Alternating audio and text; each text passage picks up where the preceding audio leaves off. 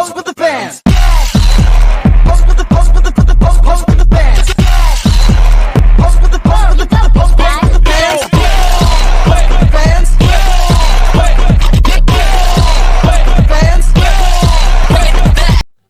Oke teman-teman, mari kita mempelajari pengertian esai.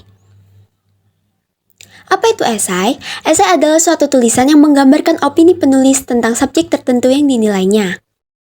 Fokus dari esai mengarah pada cara pandang seseorang terhadap suatu objek atau peristiwa, tidak selalu terhadap karya. Secara umum, esai didefinisikan sebagai sebuah karangan singkat yang berisi pendapat atau argumen penulis tentang suatu topik.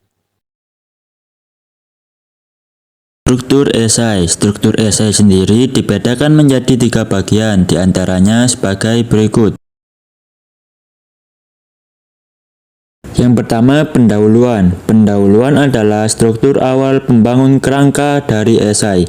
Pendahuluan biasanya akan mengungkapkan secara sekilas topik atau tema yang akan diangkat pada keseluruhan esai.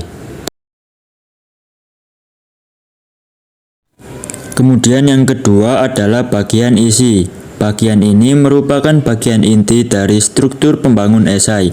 Pada bagian ini, topik atau tema yang telah dipilih sebelumnya akan dibahas dan diperjelas secara lebih terperinci dan mendetail. Kemudian yang terakhir, penutup atau kesimpulan. Bagian penutup merupakan bagian terakhir dalam menyusun sebuah esai yang berisi tentang kesimpulan dari sebuah esai. Lalu, esai juga memiliki kaidah kebahasaan, yaitu sebagai berikut. Yang pertama, menggunakan kalimat fakta. Kalimat fakta ini digunakan untuk mendukung atau membuktikan kebenaran argumentasi penulis. Yang kedua, menggunakan istilah teknis berkaitan dengan topik yang dibahas. Yang ketiga, menggunakan pernyataan atau ungkapan yang bersifat menilai atau mengomentari. Yang keempat, menggunakan pernyataan-pernyataan persuasif. Dan yang kelima, menggunakan kata kerja mental. Hal ini terkait dengan karakteristik teks eksposisi yang bersifat argumentatif dan bertujuan mengemukakan sejumlah pendapat. Selanjutnya, ada perbandingan kritik dan esai. Apa sih kritik dan esai itu? Kritik dan esai adalah jenis tulisan yang hampir sama. Namun, penulis kritik dan esai harus melakukan analisis dan penilaian secara objektif terlebih dahulu. Perbandingan kritik dan esai dapat dilihat pada berikut ini. Berdasarkan pengetahuan yang disajikan, kritik objek kajiannya adalah karya, sedangkan esai objek kajiannya dapat berupa karya atau fenomena.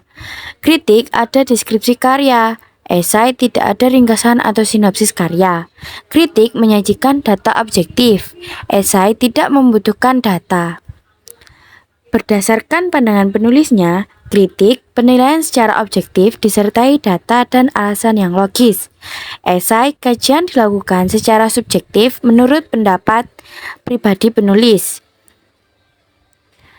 Kritik menggunakan kajian teori yang sudah mapan, sedangkan esai jarang atau tidak pernah mencantumkan kajian teori. Kritik pembahasannya terhadap karya secara utuh dan menyeluruh, namun esai objek kajian pada hal yang menarik menurut penulisannya saja, namun tetap diulas secara penuh. Baik, itu tadi perbandingan kritik dan esai. Terima kasih. Selanjutnya, Mak, Abah udah punya pekerjaan lagi. Kita bisa bertahan sampai sekarang aja. Ma udah bersyukur. Kang Abah kerja di sini. Mulai sekarang Ara belajar pulang sendiri ya. Abah mah tenang aja. Ara tetap akan pulang bareng sama teteh kok. Denny teh sebenarnya suka sama Ais. Terus? Boleh minta anterin pulang nggak? Hah? Boleh anterin Ais pulang nggak?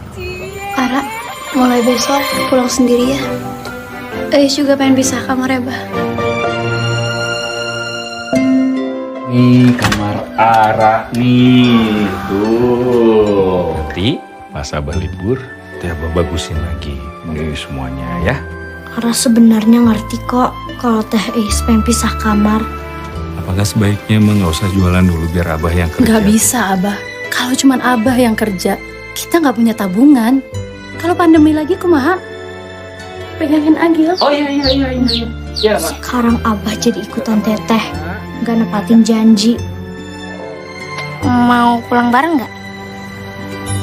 Ayo. Harta yang paling berharga adalah keluarga. Kamu tersesat ya? Kang parkir tahu nggak ayam-ayam ini dari mana? Kampung Badak. Oh, Kalau kamu emang tahu, kenapa kita nggak langsung pergi ke sana aja? Kita ada di sini. Si Kampung Badak ada di situ. Jauh ya? Neon, Ara janji bakal nemuin keluarga kamu. Ara teh hilang di mana? Kita teh tidak boleh panik. Jangan panik. Kalau Abah yang penting emak lebih perhatian aja sama Ara. Soal perhatian ke anak, itu kan bukan tugas emak aja. Itu juga tugas Abah. Mentari hari ini berseri indah. Terima kasih emak, terima kasih abah untuk tampil perkasa bagi ribet kan sama mana? Cek lalaunan cek, visi kuju bari.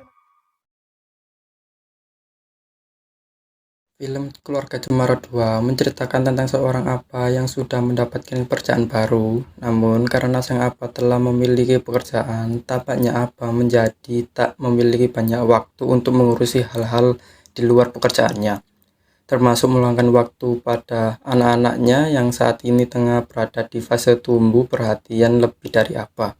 Apa dan sang istri Emak memiliki 3 anak, diantara lainnya Uwis, Ara, dan Agil. Oleh karena itu, emak akhirnya membuka usaha kecil-kecilan sambil mengurusi Agil. Sementara itu, Eis yang tengah kasmaran menginginkan pisah kamar dengan Ara. Ara yang kesepian akhirnya menyibukkan diri dengan melakukan banyak hal bersama teman-temannya.